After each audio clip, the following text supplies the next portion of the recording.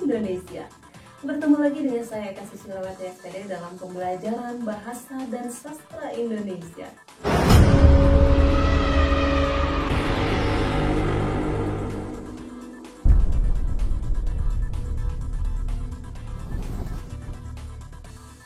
Pada pembelajaran terdahulu kita sudah menginterpretasi teks laporan hasil observasi dan juga sudah merevisi teks laporan hasil observasi. Nah, untuk pembelajaran kali ini kita akan mulai menganalisis bahasanya. Analisis bahasa teks laporan hasil observasi. Materi pembelajaran kali ini merupakan materi lanjutan dari pembelajaran sebelumnya, yaitu menganalisis kebahasaan teks laporan hasil observasi, disusun oleh Eka Susilawati SPD.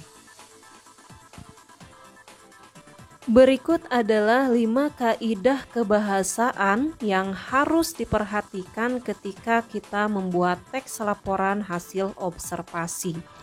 Yang pertama adalah kata nomina dan kata verba. Yang kedua, frasa nomina dan frasa verba. Yang ketiga, afiksasi. Yang keempat, kalimat definisi dan kalimat deskripsi. Dan yang terakhir yang harus kita perhatikan dalam menulis laporan hasil observasi adalah kalimat simpleks dan kalimat kompleks. Berikut paparan satu persatu dari unsur-unsur bahasa ini akan dijelaskan. Yang pertama adalah kata nomina dan verba. Kata nomina atau sering disebut juga kata benda adalah kelas kata yang menyatakan nama dari seseorang, tempat, atau semua benda dan segala yang dibendakan. Jenis kata ini biasanya menduduki subjek atau objek dalam suatu kalimat. Contohnya, wayang, rumah, gamelan, dan lain-lain. Kata verba atau sering disebut kata kerja adalah kelas kata yang menyatakan suatu tindakan, keberadaan, pengalaman, atau pengertian dinamis lainnya. Jenis kata ini biasanya menduduki predikat dalam suatu kalimat. Contohnya, lari, makan, duduk, dan lain-lain. Sedikit berbeda dari kata nomina dan kata verba, frasa nomina sering disebut juga frasa benda, yaitu gabungan beberapa unsur dari kelas kata benda atau kelompok kata benda yang memiliki satu fungsi di dalam kalimat. Contohnya, para wali songo, wayang kulit, dan lain-lain. Sedangkan frasa verba adalah gabungan beberapa unsur dari kelas kata kerja atau kelompok kata kerja yang memiliki satu fungsi dalam kalimat.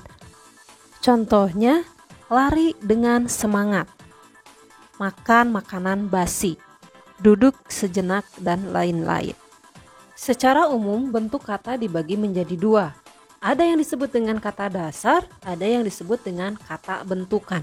Nah, kata bentukan ini adalah kata yang telah mendapat imbuhan atau afiksasi, pengulangan atau reduplikasi, dan pemajemukan. Nah, di sini afiksasi adalah proses pengimbuhan pada kata dasar. Contohnya di sini ada kata dasar minum ditambah akhiran an sehingga menghasilkan kata baru minuman. Selanjutnya adalah kalimat definisi dan kalimat deskripsi. Kalimat definisi di sini adalah kalimat yang menggunakan verba definitif. Biasanya ditandai dengan kata adalah. Contohnya, wayang golek adalah wayang yang menggunakan boneka kayu sebagai pemeran tokoh. Yang kedua adalah kalimat deskripsi. Biasanya mendeskripsikan sesuatu tanpa menggunakan kata adalah. Contoh di sini, wayang topeng dimainkan oleh orang yang menggunakan topeng. Yang terakhir adalah kalimat simpleks dan kompleks. Kalimat simpleks disebut juga kalimat tunggal, yaitu kalimat yang dibentuk hanya dengan satu klausa, yaitu kalimat yang minimalnya terdiri dari subjek dan predikat saja. Contoh, kelelawar merupakan hewan unik. Kemudian kalimat kompleks disebut juga kalimat majemuk, yaitu kalimat yang dibentuk lebih dari satu klausa. Kalimat majemuk ini biasanya ditandai dengan adanya konjungsi atau kata penghubung. Kalimat majemuk itu sendiri dibagi menjadi dua, yaitu kalimat majemuk setara dan kalimat majemuk bertingkat. Di sini dicontohkan kalimat majemuk setara dengan menggunakan konjungsi dan. Dalam budaya modern, wayang berfungsi menghibur dan mendidik. Ini merupakan gabungan dari dua kalimat tunggal atau kalimat simpleks yang digabungkan dalam konjungsi dan. Ya, demikian pembahasan kita pada hari ini. Semoga bermanfaat. Kita berjumpa lagi dalam pembelajaran bahasa dan sastra Indonesia minggu depan. Saya Eka Susirawati SPD, pamit undur diri. Assalamualaikum warahmatullahi wabarakatuh. Salam literasi Indonesia.